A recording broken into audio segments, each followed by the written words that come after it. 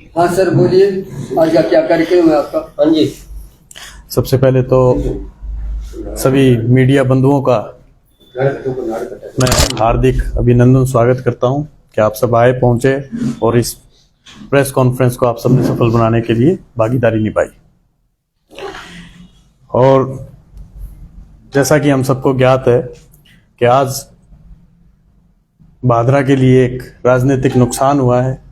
कुरैशी परिवार से भादरा तहसील के नगरपालिका अध्यक्षा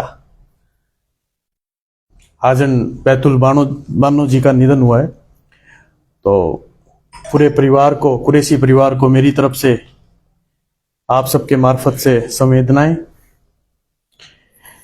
जिस प्रकार आज हम यहां पहुंचे हैं, ये प्रेस कॉन्फ्रेंस आप सबके मार्फत से भादरा की जनता को एक मैसेज देने के लिए है। जैसे कि समय नजदीक आ रहा है, 25 नवंबर की जिस प्रकार से हमारे चुनाव की तारीख निकली है, भादरा में चुनावी सरगर्मियां भी तेज हो गई है। आज से 2 साल पहले, 2.5 साल पहले मैंने राष्ट्रीय लोकतांत्रिक पार्टी का दामन थामा था। सुप्रीमो हनुमान बेनीवाल साहब में विश्वास जताया था। जिस वक्त मैंने इस पार्टी का दामन थामा था, तब लोगों के विचार अलग थे, पर आज उस वक्त को मद्देनजर रखते हुए मैं आपको ये कह सकता हूं पूरे भरोसे के साथ, आज उस स्थिति में और आज की स्थिति में दिन रात का अंतर आया है। जिस प्रकार से भादरा की जमीनी चुनावी खेल को देखा जाए और जिस तरीके से राजस्थान के पूरे खेल को देखा जाए, घटनाक्रम को, राजनीतिक घटनाक्रम को देखा जाए, तो पूरे राजस्थान में एक तरीके से गहलोत और वसुंधरा की मिलीजुली सरकार चलने लग रही है। जहां गहलोत को सरकार गिरने का डर था और जहां गहलोत जब सरकार बचाने में लगे हुए थे, तब वसुंधरा पूरी पार्टी से अलग जाके गहलोत साहब का समर्थन कर रही थी। जिसका बाद में, ये कोई बड़ी बात नहीं कह रहा है मैं कोई आपके बीच में, कि जिस बात को कहीं से कहीं सुनी बात, जिसको बाद में आपके बीच में, मीडिया के बीच में गहलोत साहब ने खुद अपनी वाणी से बोला है कि मेरे सरकार को बचाने में वसुंधरा जी का बहुत बड़ा हाथ है। और रही बात भादरा की, जहां एक पार्टी बिल्कुल निराधार हो चुकी है, जिसमें वोट तो है क्षेत्र में, पर लीडर खत्म हो चुके हैं। और वहीं लोग कहने लगे मरा हुआ सांप है, जो गले में डालेगा हार तो उसको देखनी पड़ी। इतनी बड़ी लीडरशिप, इतनी बड़ी एक पार्टी के होते हुए भी आज जो वोट बैंक है वो शिफ्ट होने लग रहा है दूसरी तरफ। आज जो हमारे पिछले जनप्रतिनिधि रहे, आज जो कांग्रेस पार्टी के वोट बैंक के, वो एक तरीके से उनके मालिक बन के बैठे हैं कि इन वोटों का भाई मेरे पास इनका जनाधार रहेगा। और रही बात बीजेपी के वोटर्स की, तो अब जनता के पास पिछले मौजूदा जनप्रतिनिधि को हराने के लिए या उसके अलावा कोई विकल्प देखने के लिए कोई देखना चाहता है, तो भादरा तहसील के अंदर कोई दूसरा विकल्प नहीं बचा है। लोग वोट दे रहे हैं, मजबूरी के साथ दे रहे हैं, कोई राजी होकर नहीं दे रहे। आज स्थिति ऐसी है कि वोट डाल रहे हैं, क्यों? क्योंकि हमारे पास कोई और विकल्प नहीं रहा। और उसी दौरान जिस तरीके से राजस्थान में पिछले चुनाव से 15 दिन पहले पार्टी बना के 58 सीटों पे लड़े, और जिसके अंदर 3 एमएलए निकाले गए और खुद एमपी बने, और 15 एमएलए अंडर 5000 आ रहे थे। समय कम था, पार्टी नहीं बनाई थी, वोटर तक नहीं पहुंच पाए थे, लीडर नहीं मिल पाए थे। आज उस बात में, आज उस समय में रात दिन का अंतर है। 5 साल बाद आज राष्ट्रीय लोकतांत्रिक पार्टी अनेकों जगह मजबूत है, अनेक जगह उनके पास लीडर है। आज भादरा के लिए राष्ट्रीय लोकतांत्रिक पार्टी का आगाज हो चुका है इस चुनाव से। और आपके माध्यम से मैं एक ही चीज जनता तक ज्यादा बताना चाहता हूं। 25 तारीख को, 25 अक्टूबर को वीडीएस पैलेस भादरा 6 बजे शाम को हनुमान बेनीवाल जी, राष्ट्रीय लोकतांत्रिक पार्टी के सुप्रीमो, भादरा में एक जनसभा को संबोधित करने आ रहे हैं। और ये उनका पहला राजनीतिक भादरा के लिए दौरा होगा। और मैं आप सबसे और आप सबके मार्फत से जनता से यही एक मैसेज देना चाहूंगा कि जिस तरीके से हनुमान बेनीवाल ने, जब किसान आंदोलन हुआ था, एनडीए की सरकार को लात मार के एनडीए से अपना समझौता तोड़ा और भारत का एकमात्र सांसद था जिसने किसान आंदोलन के अंदर किसानों के साथ बैठने का काम किया। इसके अलावा कोई दूसरा सांसद नहीं था। उसके बाद जब पिछले ज्यादा दूर जाने की बात नहीं है, जब अग्निवीर योजना आई, सरकार ने अग्निवीर योजना को लागू किया, तो एकमात्र सांसद और एकमात्र नेता था पूरे हिंदुस्तान के अंदर जिसने अग्निवीर का विरोध किया। और वो 2 लाख की युवाओं की जनसभा को जोधपुर के अंदर संबोधित किया और वहां से मोदी जी को मैसेज भेजा कि आपको अग्निवीर वापस लेना पड़ेगा। आज अग्निवीर 3 दिन पहले मुद्दे चर्चा में था, अग्निवीर की योजना चर्चा में थी। अब लोगों को समझ आ रही है कि अग्निवीर में क्या कमी है। आज हर एक बंदे के, हर एक इंसान के, हर एक जनता के, हर एक नुमाइंदे के अंदर एक जबान के ऊपर एक ही चीज है, क्या अग्निवीर योजना लाभकारी है या हमारे बच्चों के साथ या हमारे जवानों के साथ, उनकी जिंदगी के साथ खिलवाड़ है। दूसरी सबसे बड़ी बात, जब पिछली बार सरकार ने रोक लगाई थी छात्र संघ चुनाव के अंदर, उसके बाद जब वो वापस चालू हुए पिछले 4 महीने 3 महीने पहले गहलोत सरकार ने छात्र संघ चुनाव पर रोक लगाने का काम किया ताकि आने वाले विधानसभा चुनाव में उनको किसी प्रकार का वोटों का डेंट ना लगे। इसको देखते हुए राजस्थान का एकमात्र ऐसा राजनेता था जिसने जयपुर के अंदर विद्याधर नगर के अंदर हजारों युवाओं की रैली करके एक मैसेज दिया कि छात्रों के हित की बात करनी पड़ेगी, छात्रों को छात्र चुनाव की अंदर वापसी देनी पड़ेगी, छात्र संघ चुनाव वापस करवाने की बात रखी। इनके अलावा किसी भी, चाहे वो बीजेपी के दल से हो, चाहे कांग्रेस के दल से हो या किसी अन्य दल से हो, किसी ने भी छात्र संघ चुनाव वापस करवाने की मांग नहीं रखी। उसके बाद हमारी पार्टी का मैनिफेस्टो, जो वक्त बेवक्त हनुमान जी बेनीवाल जब जहां मौका मिला तब उन्होंने इस बात को रखा, संपूर्ण कर्ज माफी किसानों की। पिछली सरकार में जब राहुल गांधी जी आए थे 1 से लेकर 10 तक की गिनती याद थी, 1 से लेकर 10 तक की गिनती तो उन्होंने बता दी, और आगे उन्होंने जो संपूर्ण कर्ज माफी की बात रखी उसको वो खुद भूल चुके हैं। जो संपूर्ण कर्ज माफी की कोई बात कर रहा है राजस्थान के अंदर, वो सिर्फ एकमात्र सांसद हनुमान बेनीवाल है। उसके बाद टोल मुक्त राजस्थान, ईआरसीपी को राष्ट्रीय परियोजना घोषित करना, और जब ईआरसीपी एक ऐसी योजना, ऐसे क्षेत्र से जुड़ी हुई योजना है जहां से हमारे जल संसाधन मंत्री गजेंद्र जी शेखावत आते हैं और उनका बहुत बड़ा हाथ है सरकार के अंदर, और वो उस क्षेत्र से आते हुए भी अपने क्षेत्र की इतनी बड़ी मांग को नहीं उठा पा रहे, तो वहां सिर्फ और सिर्फ हनुमान बेनीवाल ही ऐसा व्यक्ति है जिसने ईआरसीपी की बात। तो आज ईआरसीपी की बात कर रहे हैं राजस्थान के स्तर पर, हम बात करेंगे राजस्थान के स्तर की, तो तब हम भादरा की बात करते हैं तो हमारी भी सिद्धमुख योजना और अमर सिंह ब्रांच दोनों वितरिकाओं में हमारे लिए हमारा जो आवंटित पानी है वो आज आधे से भी कम किसानों को मिल रहा है, जिसके कारण टेल के ही नहीं लगभग जो हेड के किसान हैं उनकी भी बारियां पिटने लग रही है। 15 से 21 दिन, 21 से 30 दिन और आज 45 दिन के अंदर भी रेगुलेशन में पानी नहीं मिलने लग रहा, बारियां पिटने लग रही है। पिछले कुछ दिन पहले भिरानी में किसान आंदोलनरत थे, राष्ट्रीय लोकतांत्रिक पार्टी उनके साथ रही थी। और रही बात मुफ्त बिजली की, इकलौता ऐसा नेता है जो राजस्थान में मुफ्त बिजली की बात कर रहा है। निठाणा वाला प्रकरण हम सभी को याद है। हमारे क्षेत्र के अंदर, तहसील के अंदर 1 साल से ऊपर तक एक धरना प्रदर्शन चालू हुआ था, एक आंदोलन का रूप लिया था। जिस नेता ने उसकी शुरुआत करी थी वो नेता उनको छोड़ के भाग गया था और उनको अपने स्तर पे वो लड़ाई लड़नी पड़ी। और उन साथियों को मैं एक चीज आपके मार्फत से कहना चाहता हूं, उन साथियों की लड़ाई आज राजस्थान के अंदर आज फल देने लग रही है। आज राजस्थान के अंदर उनकी लड़ाई का फल बाकी जनता को मिलने लग रहा है। आज राजस्थान के अंदर बिजली व्यवस्था में बहुत सुधार हुआ है, पर वहीं बिजली की कटौती भी बहुत होने लग रही है। और उसके बाद एक नई पार्टी है, वक्त लगता है बनने में, वक्त लगता है पनपने में। एक नेता नहीं बनता कुछ एक दिनों में, एक पार्टी को चलाना, वो भी पूरे राजस्थान जैसे बड़े क्षेत्र में, छोटी बात नहीं। पर उसके लिए हमें बूथ लेवल पे, विधानसभा स्तर पे और लोकसभा स्तर पे बहुत मजबूती के साथ तैयारी करनी पड़ेगी। और यही एकमात्र ऐसी पार्टी है, भादरा के लिए मैं एक मैसेज देना चाहता हूं कि आने वाले ब्लॉक और जिला परिषद चुनाव में सबसे ज्यादा अगर कोई किसी को चुनौती देगी तो वो इकलौती राष्ट्रीय लोकतांत्रिक पार्टी देगी। युवाओं के लिए जिस प्रकार हमारी पार्टी के अभी स्टूडेंट विंग नहीं है, और हमने पिछले चुनाव, इस चुनाव के लिए भी हमने वार्ता की थी सुप्रीमो साहब से। उन्होंने कहा था कि हम किसी पार्टी के साथ अभी नहीं जाएंगे और हमारे साथी भी खड़े नहीं करेंगे, क्योंकि हमने अभी तक किसी प्रकार का स्टूडेंट विंग नहीं बनाया।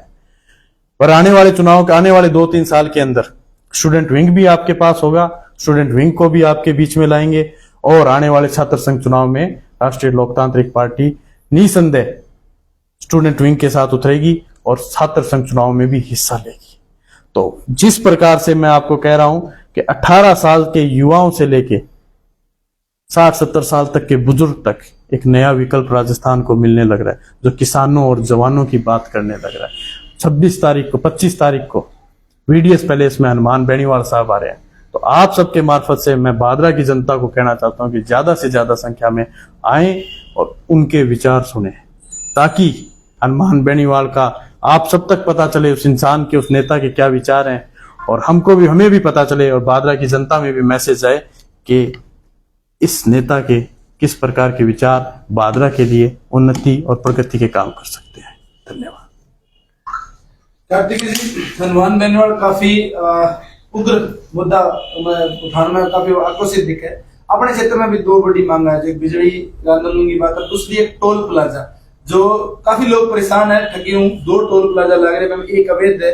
अवैध की काफी बार शिकायत भी हुई है, लेकिन मेरे पर कोई कार्रवाई करने वाला है। हालांकि चुनावी टाइम में कई नेता वादा करते हैं, तो थारे एजेंडे के अंदर आज चीज शामिल रहेगी जनता के मार्फत जो मैं आपको एक छोटा सा किस्सा बता देता हूँ। मेरे कुछ साथी अभी कुछ दिन पहले जोधपुर गए थे, बोल भाई साहब जोधपुर जा रहे हैं, टोल ज्यादा लगेगा, क्या करें।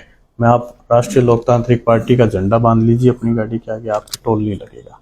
और इस बात के ऊपर उन्होंने एक भरोसे के ऊपर वो झंडा बांध के वो जोधपुर गए, और जोधपुर से वापस आए, उनका 1 रुपए भी टोल का नहीं लगा पूरे रास्ते में। बात है लीडरशिप की, बात है नेतृत्व की। मैंने इस टोल के लिए आवाज उठाई थी, लड़ाई भी लड़ी थी, आज भी वो फेसबुक पे पड़ी है, मैंने कोई वीडियो भी डाली थी, पर जब लीडरशिप बेकार थी मेरी, नहीं चल पाई। ये रियलिटी है। मैं क्या लड़ता, मैं अकेला किस तरीके से, मैं अकेला क्या लड़ाई लड़के मैं एक टोल को हटाने की क्षमता रखता हूं। मुझसे तो एक ईंट नहीं लेगी अकेले से, और टोल हटाना तो बहुत बड़ी बात है। और उसके लिए मुझे पूरे संसाधन चाहिए, मुझे नेतृत्व चाहिए, ऊपर से भी पूरी ताकत चाहिए। लड़ाई सबके साथ मिलके लड़ी जाती है, अकेला लड़ाई लड़ेगा, सामने ज्यादा होंगे, कमजोरी आ जाएगी। आज से 2.5 साल पहले मैंने इसी टोल प्लाजा की बात करी थी, वीडियो भी डाली थी, तब लोगों ने विरोध भी किया था, पर मैंने उस चीज में बोला कोई बात नहीं, ये वक्त बेवक्त की बात है, वक्त आने पे टोल की भी बात रखी जाएगी। और ये हमारी पार्टी का मैनिफेस्टो है, टोल मुक्त राजस्थान। बिजली बिल की भी बात है, बिजली बिल की, बेनीवाल क्षेत्र में जो लोग बिजली, हनुमान बेनीवाल के क्षेत्र में हर घर में 3-3 एसी, 4-4 एसी है, और कोई बिजली का बिल भरने नहीं जाता है। उसके लिए हनुमान बेनीवाल का सीधा संदेश है, कोई बिजली का बिल काटने, बिजली का मीटर फाड़ने आए तो सीधा सीधा मेरे पास फोन करना। और पूरे खींवसर के अंदर, पूरे नागौर के अंदर, खींव जोन की खुद की विधानसभा है, कोई बिजली का बिल नहीं भरता है। आज की प्रेस कॉन्फ्रेंस में मान के चलना कि भादरा के अंदर आरएलपी उम्मीदवार कार्तिक की ड्यूटी करने वाले प्रतिनिधि तो मानस का चीज ने टिकट लगभग क्लियर है। राजेंद्र जी, मैं आपके मार्फत से ये जरूर कहना चाहता हूँ कि लड़ाई नेतृत्व आगे बढ़ के मैं लड़ रहा हूँ, और साथी बहुत हैं। कुछ साथी ऐसे थे जिनको आरएलपी के नाम से जुड़ना चाहते थे, पर कोई लेके चलने वाला नहीं था उनका। आज तहसील में एक एक दाने की तरह मैंने एक एक हीरे को तराशा है, और आज जो लोग हनुमान बेनीवाल से अंदरूनी रूप से जुड़े हुए थे पर उनको रास्ता नहीं पता था, उनको जोड़ के, उनको संजो के आगे बढ़ रहा हूं। और निश्चित तौर पे ये मान के चलिए, हम लड़ाई हनुमान बेनीवाल और राष्ट्रीय लोकतांत्रिक पार्टी की लड़ रहे हैं। नेतृत्व चाहे कोई भी करे, अगुवाई चाहे कोई भी करे, हमें पार्टी को मजबूत करना है। कार्तिक जी, अभी आपने बताया कि भाजपा पिछले जनप्रतिनिधि और वर्तमान जनप्रतिनिधि को हराने के लिए भाजपा की जनता एकजुट हो रही है, तो ऐसी क्या बात है कि वर्तमान विधायक और पिछले विधायक ने ऐसा क्या काम कर दिया जिसको हराने के लिए एकजुट हो रहे? अभी आपने काम नहीं किया साहब, यहाँ काम नहीं हुआ है भादरा के अंदर ना। आप ये मान के चलें, एक तो जब पिछले योजना की आपको मैं याद दिलाऊं तो ये थोड़ी आपको कड़वी जरूर लगेगी। नहीं, मैं मतलब आपके मार्फत कुछ लोगों को भी कड़वी लग सकती है। जब पिछली योजना का जो चुनाव था उसके अंदर आ था कि गांधी वाले को हरा लो, इससे बुरा आदमी नहीं है। सब पार्टी, सब लोग एक हुए थे कि ये हारना चाहिए, उससे बुरा आदमी कोई नहीं। तो वो उस टाइम आपको बुरा लग रहा था, आज अच्छा क्यों लगने लग गया कि उससे भी बुरा हो एक और आ गया। आज भादरा की जनता एक ही आवाज कर रही है, जो मौजूदा, जो निवर्तमान जनप्रतिनिधि था, जो पिछला जनप्रतिनिधि रहा, उसको जो हराएगा वोट उसको देंगे। इस तरीके की जनभावना हो गई है। हम जाते हैं जनता के बीच में, लड़ाई लड़ते हैं और दुख भी होता है कि वो मुद्दे की बात पे वोट नहीं दे रहे, वो जनता के लिए जो लड़ा है उसको वोट नहीं दे रहे, जो जनता के बीच में रहा है उसके लिए वोट नहीं दे रहे, वो इसलिए वोट दे रहे कि इसको कौन हराएगा उसको वोट दे रहे। वर्तमान विधायक तो अपना वोट ही काम के आधार पे मांग रहे हैं। वर्तमान विधायक तो वोट ही अपने काम के आधार पे मांग रहा है। अगर तो आप ढोलकी देख लेना साहब, आप वर्तमान विधायक काम के आधार पे मांग रहे हैं तो खाली रह जाए। कार्तिक जी, भिराड़ी के अंदर 60 दिन आंदोलन चल रहे और एक चर्चा भी चल रही कि हनुमान बेनीवाल समर्थन देना। हालांकि थारी नजदीकियां हनुमान बेनीवाल में बात भी थारी हुई है, शायद एंड के ऊपर भी बात मन याद है, बात हुई थारी के कारण रहे हो हनुमान बेनीवाल ना आने को कारण या कोई और राजनीतिक कारण? नहीं, किसानों बड़ी उम्मीद थी कि हनुमान बेनीवाल जो है जल्दी समर्थन देना। देखिए साहब, मैं वहां पहुंचा था, पार्टी का आज के दिन प्रतिनिधि तो कर रहा हूं भादरा से। अगर मैं वहां पहुंचा हूं तो हनुमान बेनीवाल एक तरीके से आप मान सकते हैं कि उनकी विचारधारा को लेकर मैं आपके बीच पहुंच गया था। हर जगह नहीं हो सकता कि राजस्थान के हर कोने तक हनुमान बेनीवाल खुद पहुंच पाए, पर उसका जनप्रतिनिधि, उसका प्रतिनिधित्व करने वाला उस इलाके से वो व्यक्ति वहां पहुंच रहा है, तो वहां एक ही बात मान के चलिए कि हनुमान बेनीवाल की विचारधारा वहां पहुंच चुकी है। और मैंने उस दिन भी हेड पर था, और उसके बाद जब भगत सिंह जी की जयंती थी उस दिन भी मैंने कहा था आप निश्चिंत रहिए, हम आपके साथ हैं, जिस दिन आपको हमारी जरूरत पड़ेगी उस दिन हम पीछे नहीं। कार्तिक जी, एक बड़ी चर्चा रहती है क्षेत्र में, क्योंकि आपका परिवार जो डूडी परिवार है बहुत बड़ा परिवार है, उस परिवार में अलग अलग 4 धड़े वर्तमान में देखे जा रहे हैं। तो आपने क्या दावेदारी जताने से पूर्व, कोई डिसीजन लेने से पूर्व कुछ परिवार में मंथन किया है? कोई ऐसा हुआ है? मैंने साहब आज से 2-2.5 साल पहले ही मंथन करा था परिवार में कि मैं अब इस डगर को आगे बढ़ाने वाला हूं, आप सभी मेरा साथ दें। तो आज से 2-2.5 साल पहले ही परिवार के लगभग सभी सदस्यों ने मुझे कहा था मेहनत करो, आगे बढ़ो, जो आगे निकलेगा उसके साथ परिवार रहेगा। और आज मैं मेरी मेहनत के बलबूते पे यहाँ पहुंचा हूँ। मेरे लिए किसी ने ऐसे ये नहीं था कि मैं कहीं पहुंच रहा हूं तो परिवार वालों के फोन गए कि कार्तिक आ रहा, उसका स्वागत करना। कार्तिक ने तो एक दाने को खुद चुका है, और इस जगह पहुंचने के बाद मैं इस निश्चित तौर पे कह सकता हूं परिवार मेरा साथ नहीं छोड़ेगा, परिवार साथ रहेगा। हो सकती है कुछ लोगों की मजबूरियां हो, कोई किसी पार्टी में है, कोई किसी दल में है, कोई किसी विचारधारा की है, पर परिवार के तौर पे वो साथ रहेंगे इस लड़ाई में। 20 तारीख को सुनने में आ रहा है जयदीप जी डूडी अपने घर सानीबड़ी वहां पर एक मीटिंग कर रहे हैं कार्यकर्ताओं से, कोई बड़ा फैसला ले सकते हैं, चुनाव लड़े या ना लड़े। हालांकि वो बीजेपी में ज्वाइन किए, उन्होंने पहले कांग्रेस में थे। संदीप जी डूडी जो आपके चाचा हैं वो थोड़े दिन पहले मलखेड़ा में बीजेपी के मंच पर थे। ऐसे में कैसे संभव हो पाएगा कि परिवार एकजुट होगा? या 20 तारीख को कोई सूचना है आपको समर्थन देगा आपका डूडी परिवार, या वो बीजेपी को समर्थन देंगे या चुनाव लड़ने का ऐलान करेंगे? देखिए, वो हमारे चाचा जयदीप जी का निजी राजनीतिक फैसला रहेगा। जहां तक कि मुझे परिवार का है, मैं आपको ये चीज आप सभी के साथ, सभी साथियों से साझा कर लूं। जहां तक परिवार का है, परिवार के लगभग साथी, लगभग परिवार के सदस्य साथ रहेंगे। और एक बात मैं आप सबके माध्यम से एक चीज और कहना चाहता हूं, आजकल किसके परिवार एक जगह है? आजकल वोटर के घर पे भी जाते हैं तो पहले परिवार का एक आदमी फैसला लेता था, उसके पीछे पूरे परिवार वोट दे देता था। गांव में 3-4 लोग होते थे जिसके पीछे पूरा परिवार जाता था। पर आज स्थिति ऐसी है कि बेटा अलग बात करता है, दादा अलग बात करता है, बाप बात करता है नहीं करता, वो अलग स्थिति है। आजकल हर घर की कहानी है। पर ये मान के चलिए राजनीतिक रूप से उनकी कुछ एक तरीके से आप मानिए मजबूरियां रहेंगी, पर अंदरूनी रूप से वो मेरा पूरा समर्थन करेंगे। और मैं उस स्थिति में हूं कि मैं उस भरोसे पे आगे बढ़ सकता हूं कि परिवार मेरा मजबूती से हर कदम पे साथ देगा। सर, क्योंकि आरएलपी की एकमात्र प्रत्याशी आप अभी तक नजर आ रहे हैं, लेकिन कुछ बड़े नेता हैं जैसे जयदीप जी डूडी लगा ले या कोई और 1-2 नेता और रहे, क्या उनके जनाधार को देखते हुए कहीं टिकट ट्रांसफर ना हो जाए अगर वो चुनाव लड़ने का ऐलान कर दे? क्योंकि आरएलपी एक बड़ा विकल्प है सभी नेताओं के लिए। आरएलपी एक बड़ा विकल्प हुआ है सभी नेताओं के लिए इन कुछ दिनों में। जब आरएलपी को कोई विकल्प नहीं मानता था तब कार्तिकेय डूडी ने उसको विकल्प माना था अपना। और आज मेहनत करके भादरा तहसील में कहीं ना कहीं लोगों की जबान पे और लोगों के दिमाग में आरएलपी का कोई बखान हुआ है, तो उसके लिए कहीं ना कहीं मैं अपने आप को जिम्मेदार मानता हूं।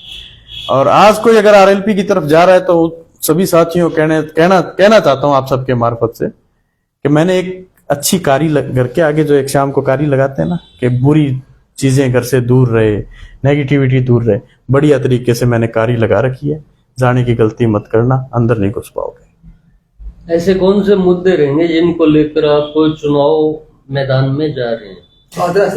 भादरा स्तर पे मेरा मुद्दा एक सबसे बड़ा रहेगा कि आज भादरा की जो स्थिति है कि शासन प्रशासन के ऊपर बिल्कुल भी कोई रोकथाम नहीं बचा है। शासन बिल्कुल भ्रष्ट हो चुका था पिछले 5 साल में, और एक व्यक्ति को अपनी एफआईआर कराने के लिए जनप्रतिनिधि या किसी भी प्रकार से किसी एक नेता का फोन करवाना पड़ता था कि एक एफआईआर लॉन्च करनी बड़ी मुश्किल हो जाती है।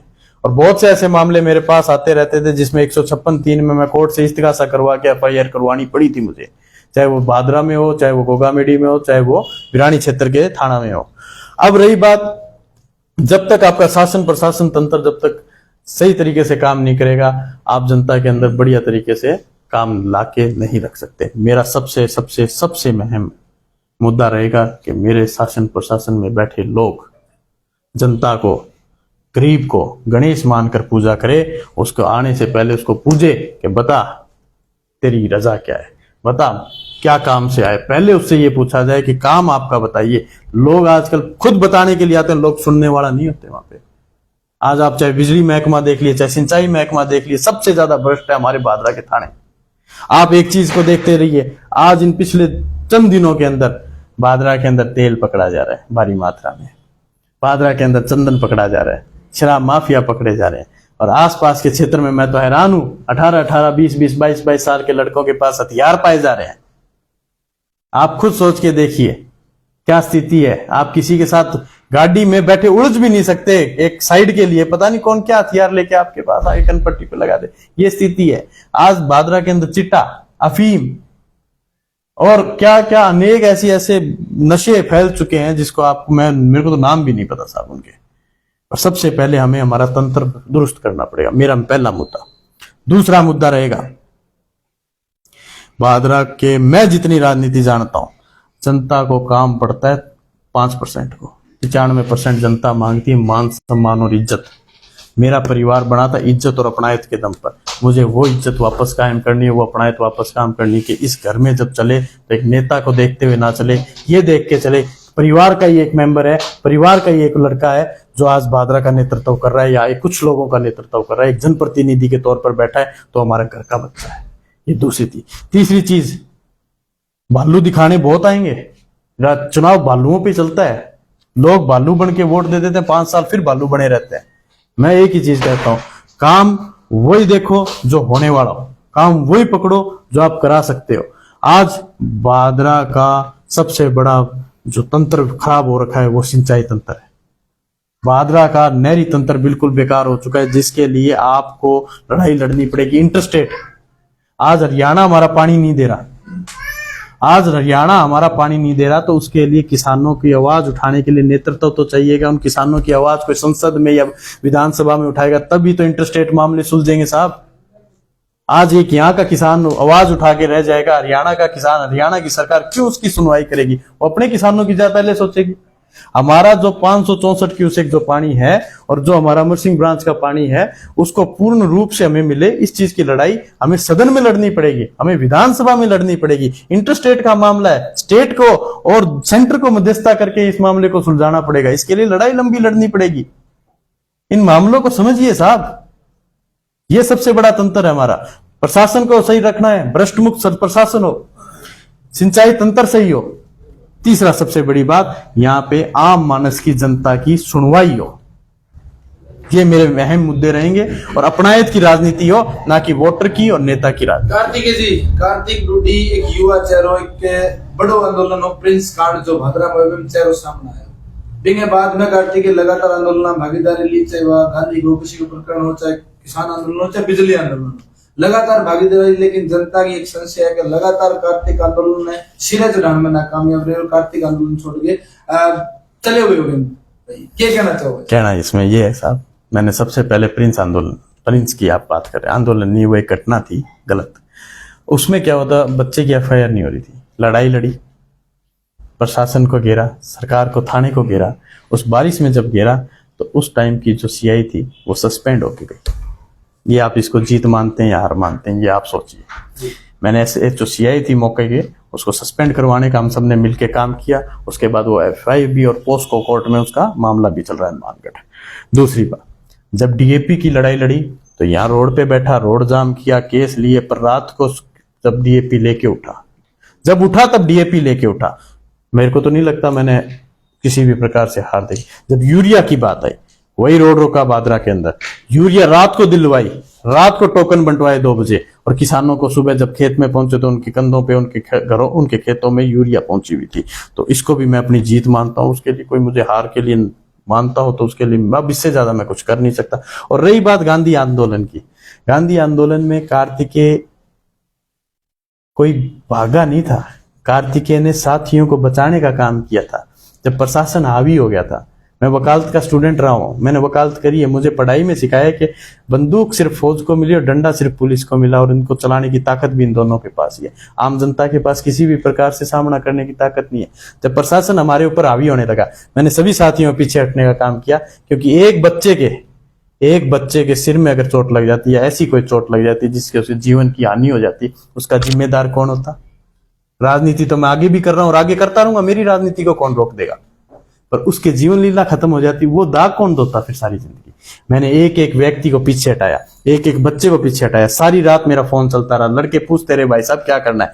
मेरा एक एक व्यक्ति को आदेश था कि कोई भी सामने नहीं जाएगा, किसी के भी चोट लग जाएगी जिम्मेदारी मेरी होगी, हम ये प्रशासन के साथ लड़ाई फिर लड़ लेंगे। वो छोरे नहीं माने, आगे गए। मैं तो उन छोरों को आगे नहीं लेके आया, यूं कहते कि छोरे को आगे करके खुद हट गया। मैं तो उन छोरों को पीछे रखा था और छोरे खुद आगे आए, चोट लगी। आज उन बच्चों के 180 बच्चों के ऊपर एफआईआर, उनका जिम्मेदार कौन है? मैंने तो उनको पीछे लेके गया था। अब मेरे पीछे अगर 4 लड़के हैं, उन 4 लड़कों की रक्षा करना भी मेरा धर्म पड़ता है। ईमानदारी से करो राजनीति। हो सकता है वक्त लग जाएगा, हो सकता है एक बार एक रात में नहीं चमकूंगा, पर जब चमकूंगा तब पूरा चमकूंगा। फिर रही बात दूसरी, बिजली आंदोलन में उस अभी भी वो वीडियो आपके बीच में पड़ी होगी, जब प्रशासन उनके मीटर फाड़ रहा था, उन साथियों के बीच में खड़ा उन प्रशासन के साथ लड़ाई लड़ रहा था कि साहब हम गिरफ्तारियां देने के लिए तैयार हैं, हम आपसे लड़ाई लड़ने के लिए तैयार हैं। एक वीडियो तो ऐसी है जब शैलेंद्र को पुलिस डाल रही थी तो पुलिस के और शैलेंद्र के बीच में उनको छुटाने का काम भी मैंने किया था। उस स्थिति में मुझे भी डाला अंदर जा सकता था, पर ठीक।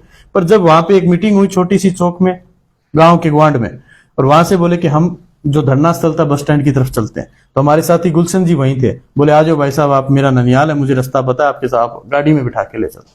मैं इनकी गाड़ी में बैठ के वाहन में रवाना हो गया। जब मैं वहां पहुंच गया, और जब पहुंच, क्यों गाड़ी में थे, वो पैदल आ रहे थे, वहां जाके देखा तो गाड़ियों में प्रशासन बैठ के जा रहा था। तब मेरा यूं अजीब, मैं बोले ये क्या हो, प्रशासन, गाड़ियां तो हमारी आनी थी, पर ये प्रशासन कैसे गाड़ियां ले जाए। आगे जाके देखा तो इस दौरान बीच में गिरफ्तारियां हो गई थी शैलेंद्र की और बाकी अन्य साथियों की। तो उस गिरफ्तारियों के अंदर जब बोले कि गिरफ्तारी हो चुकी है, सारा प्रशासन ने कर लिया है, तब उन्हीं साथियों को ले जाके गोगामेड़ी थाने के आगे धरना देने का काम भी मैंने ही किया था। कहीं भी मैंने जगह नहीं छोड़ी, कहीं भी मैंने लड़ाई बीच में नहीं छोड़ी। पर एक बात आप बताइए, महाराणा प्रताप ने अपने जीवन को किसी और के अंदर गुलाम बनाने से अच्छा सोचा कि जीवन में सारा जीवन जंगल में काट लूंगा, घास फूस की रोटियां खा लूंगा, पर कभी किसी की गुलामी सहन नहीं करूंगा। मैं वो कार्तिकेय डूडी हूं जो किसी की गुलामी सहन नहीं करूंगा। मैं ये नहीं देख सकता कि कोई मुझे पुलिस थाने में पटक के, अड्डा पटक के मारने लग रहा है, उससे पहले मैं जितना अपना बचाव कर सकूंगा मैं करूंगा अपना। पर मैं इतना जल्दी झुकने वाला, कमजोर होने वाला इंसान नहीं हूं कि कोई पुलिस अपनी राजनीति चमकाने के लिए गिरफ्तारी दे दूं, अपनी राजनीति चमकाने के लिए 4 पट्टे खा लूं। नहीं साहब, मेरी राजनीति अलग है। मैं लड़ाई लड़ूंगा, पर अपने तरीके से लड़ूंगा। मैं अपने साथियों का बचाव करूंगा और आखिरी वक्त तक अपना भी बचाव करूंगा। अगर मैं बाहर रह के लड़ाई लड़ूंगा तब तक ही लड़ाई लड़ सकता हूं, अंदर लड़ाई नहीं लड़ी जाती। कार्तिकेय जी, कानून व्यवस्था की बात करा, पिछले 4.5 वर्ष में पहले 5 साल की बात करा, तो वर्तमान के अंदर 2 बड़ा प्रकरण जो भादरा के अंदर चंदन तस्करी, बहुत बड़ी तस्करी, और दूसरी 83,000 लीटर को डीजल, जो नकली डीजल बेस ऑयल पकड़े जाना, और बैंक खिलाफ भी कार्रवाई इतनी हल्की लेगी आचार संहिता के अंदर के जो मुख्य आरोपी अब तक बाहर है। तो प्रशासनिक तौर पर क्या कमजोरी मान रहे हो क्षेत्र के अंदर? नशो लगातार, तस्करी लगातार, नकली माल लगातार। भाई साहब, नेतृत्व की कमी है, जनप्रतिनिधि में कमी है। जनप्रतिनिधि चोर है जो पिछला। अगर जनप्रतिनिधि सच्चा हो, जनप्रतिनिधि ईमानदार हो, मजाल है किसी की कोई पत्ता भी ला जाए, आज क्षेत्र के अंदर, अब मैंने तो वो, मेरी तो ये आदत नहीं है किसी पे पर्सनल जाने की, मैंने तो व्हाट्सएप देखा, वो जमीन के कागज है बलवान फगेड़िया के नाम, वो फैक्ट्री रंजन मानस के नाम, उसका काम कोई और कर रहा है, कुछ और सिस्टम चल रहा है, उधर वो चंदन पकड़ा गया, उसका वो कोई यूथ याथ ब्रिगेड और बनाई है आजकल, वो SFI छोड़ के नया सिस्टम बना लिया उसने, तो उसका कोई पदाधिकारी उस चंदन में लिप्त। तो साथियों, इससे ज्यादा आपको उदाहरण और कितने चाहिए। मेरी आदत नहीं है मैं किसी पे पर्सनल कटाक्ष करूं, मैं जब करूंगा तब चुनावी माहौल के अंदर करूंगा, मैं रात दिन नहीं करता, पर फिर भी मैं आपको कहना चाहता हूं, ये शब्द लिप्त है, ऊपर से लेके नीचे तक लिप्त है। हमारे काम होते थे लालचंद जी के समय, मेरे पिताजी कराते थे, जसवंत जी थे तब हमारे काम होते थे, और हम जाके सीधा तहसीलदार की मेज पीटा करते थे। तहसीलदार काम नहीं करता, धमका के काम करा लिया करते थे। क्यों कराते थे? हमारे महीना नहीं आता था साहब, अब महीना यह नहीं। बात तो वर्तमान विधायक भी क्या है कि मैं दलाली खत्म कर दी, मैं थाना पुलिस जो है बैठा दी, रोड पर पुलिस कौन मिली, तो इन बात में तो सेम यही बात कहने लगे भाई, थाना तहसील में जो काम है डायरेक्ट होने लगे। आप SDM के पास जाके खड़े हो जाइए, आपकी सुनवाई हो जाए तो मुझे बता देना। आप कविता पूनिया के सामने जाके खड़े हो जाइए, आपकी सुनवाई हो जाए तो मुझे बता देना।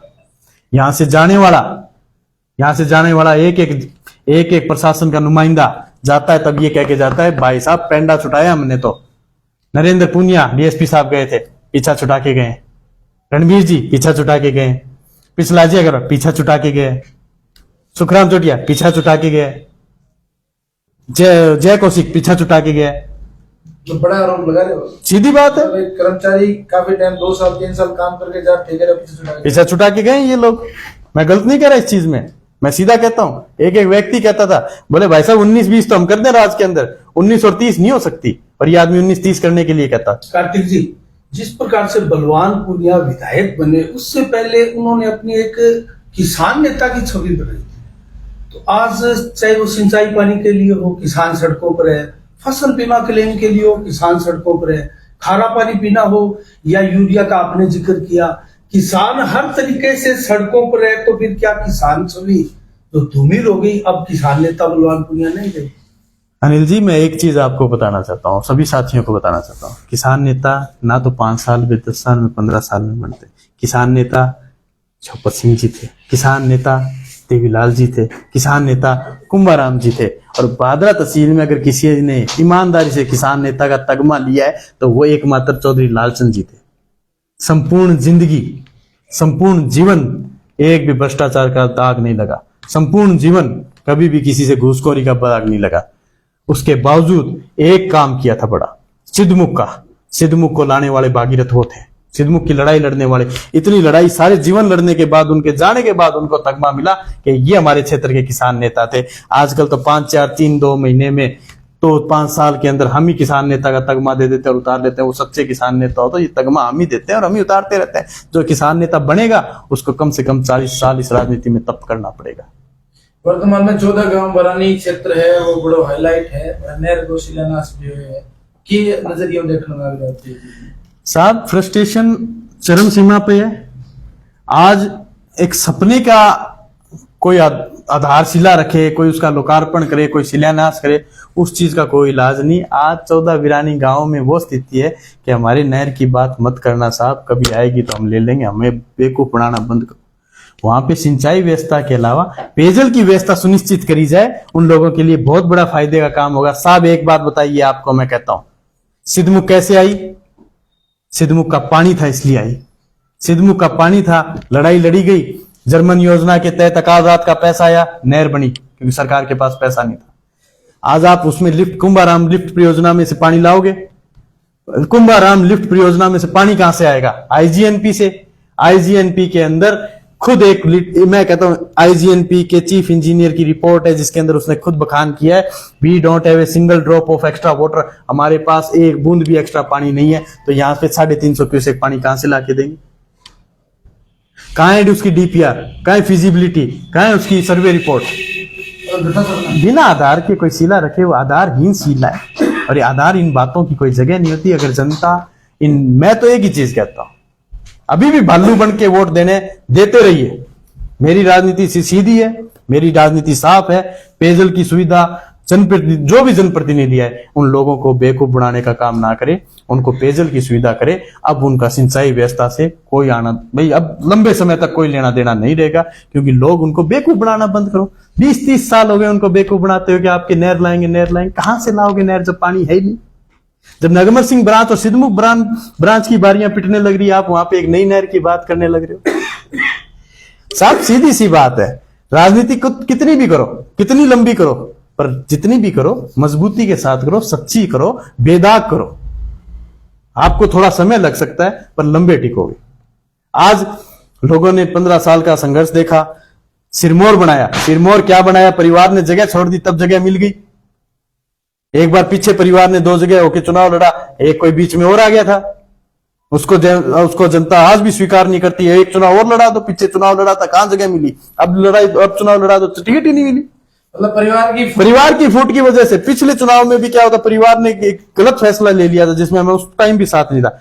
इसको जगह मिल गई तो जनता ने भुगत लिया। अब जनता पीछा छुटाने के लिए तैयार, जनता रात दिन रो रही है, इस आदमी से पीछा छुटवा दो चाहे कोई भी आ जाओ, और उसके लिए सामने एक ही विकल्प दिख रहा है। वही बात आ गई जो शुरुआत में आई थी, वही बात वापस आ गई। अब वही लोग कह रहे हैं इस आदमी से पीछा कोई छुटवाए तो ये छुटवाए। हमें पता है इसके पास भी इज्जत नहीं होगी। मैं एक ही चीज कहता हूं, आज सारे जा तो रहे हो, जाओ जिधर देना है। ब्लॉक वाले चुनाव तक रुक जाओगे क्या? ब्लॉक वाले जिला परिषद तक, पंचायत चुनाव तक वहीं रुक जाओगे क्या?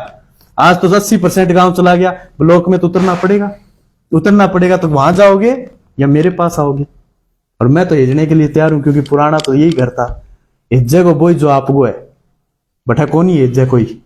और उनको तो आज भी पता है, लोग वोट दे रहे हैं उस घर को, पर आज भी कहते हैं चाय पानी नहीं है उस घर में। अभी पिछले साल 5 साल घना ही पैसा कमाया इस आदमी ने, पर आज भी तहसील में ये नाम नहीं कमा पाया कि चाय पानी और इज्जत उस घर में। आज हमारा 10 साल 15 साल 20 साल से परिवार राजनीतिक रूप से पिछड़ रहा है, पर आज भी तहसील के अंदर ये आवाज है कि चाय पानी इज्जत, खाना रुकना ठहरना कभी कहीं किसी घर में तो डूडी परिवार के घर में क्यों? ये हमारे संस्कार रहे, ये हमारी आधारशिला रही है। हम जब से एक ही चीज और कहता हूं आपके मार्फत से, मुझे थोड़ा समय और लग सकता है, कोई बड़ी बात नहीं है। जिस तरीके से जमींदार के बेटे को किसानी नहीं सिखाई जाती, व्यापारी को बेटे को व्यापार, मुझे सेवा करनी मत सिखाना सब परिवार इस जनता की। मैं जिस दिन पैदा हुआ था ये देखने लगा, तो आज तक अगर मेरी उम्र के 32 साल जनता की सेवा करते देखा है और खुद ने करी है। उसके लिए मुझे जनप्रतिनिधि बनने की जरूरत नहीं है। पद से बड़ा कद होता है, और कद मेरे परिवार का पहले भी था, आज भी है, आने वाले 10-15 साल तक और रहेगा। पर जिस तरीके की लड़ाई लड़ रहा हूं, कद कायम जी एक काफी टाइम बड़ो मुद्दा किसान भवन पिछले चुनाव में रहे, चुनाव में हालांकि बन के पूरा हो गए, लेकिन जनता के बीच में संशय है किसान भवन के अंदर एक पार्टी विशेष को दफ्तर होना, क्या वो किसान भवन है? किसान भवन के नाम पर एक सिर्फ दिखाओ करके मान लाओ, मान बढ़ाओ एमएलए, मान बढ़ाओ विधायक, अब की बढ़ दियो मन 25-30 हजार वोट बैठ तो किसान पर बात के पास से कौन भगा दे? तो मतलब कार्तिक डुडी ये बात कह रहा है किसान, सीधी बात है, ये किसान भवन जनता का एक एक व्यक्ति का पैसा इसमें लगा है, किसानों का पैसा लगा है।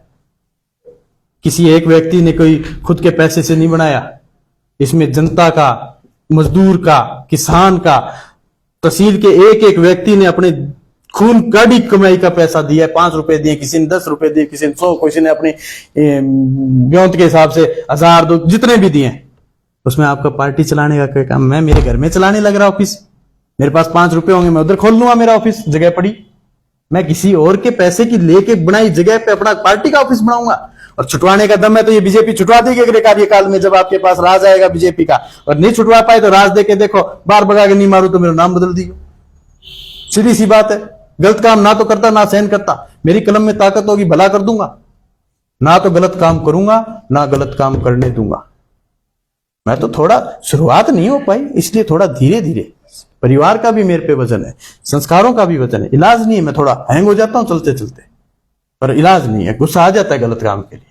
कार्तिक जी, आप 2.5 साल से आरएलपी में, और 25 तारीख को सुबह में आपका हनुमान बेनीवाल भी आ रहा है, तो 2.5 साल वो हो गए, चुनाव आ गए हैं, चुनाव आप लड़ रहे हो, तो अभी तक आपने अपना संगठन में कितने तो सदस्य बना लिए? क्या संगठन की रूपरेखा आपकी क्या बना रखी है? आप सिंगल मैन हो या कुछ और भी आपके पास?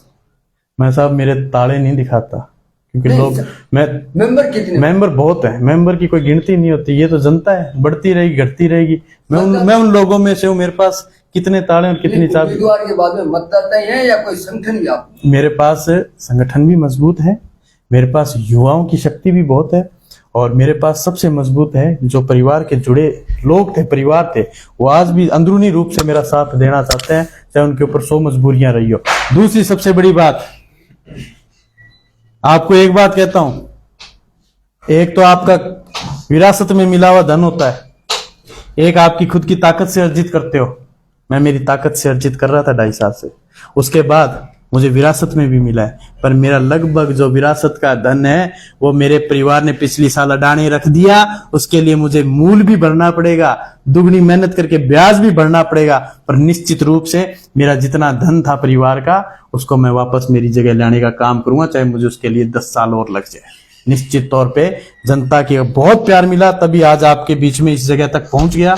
नहीं तो आज जब पहले दिन जब घर से चला था और उसके आज के दिन में रात दिन का अंतर है, और ये सिर्फ इसी वजह से हो पाया क्योंकि आप लोगों ने बहुत प्यार दिया और बहुत मेरी हिम्मत बढ़ाई, ताकि मैं टूटू ना, मैं कमजोर ना पड़ूं और अपनी लड़ाई को इसी तरीके से कायम रखूं। चलिए क्या मैसेज देना चाहेंगे सर आप? मैसेज मैं जनता भादरा की जनता को, को। भादरा की जनता को एक ही चीज का देना चाहूंगा, टाइम नजदीक है, लड़ाई बहुत लड़ ली, कंधों पे बहुत वजन आ गया, साथी सब मिलके कुछ कुछ वजन कंधे का कम करे, खुद अपने हिसाब से वजन अपने हिसाब से लेते रहे, और इस लड़ाई में, इस संग्राम में जो 25 नवंबर को होने वाला है उसमें मेरा मजबूती के साथ दें। आपको इतना ही कहना चाहता हूं साथियों, राज ना मिला, सत्ता ना मिली, सत्ता के नजदीक लगा के देख दो, राज का चूरा बना के आपके कदमों में नहीं डाल दिया तो मैं भी असल का कार्तिक रूढ़ी नहीं। धन्यवाद। बहुत धन्यवाद जी।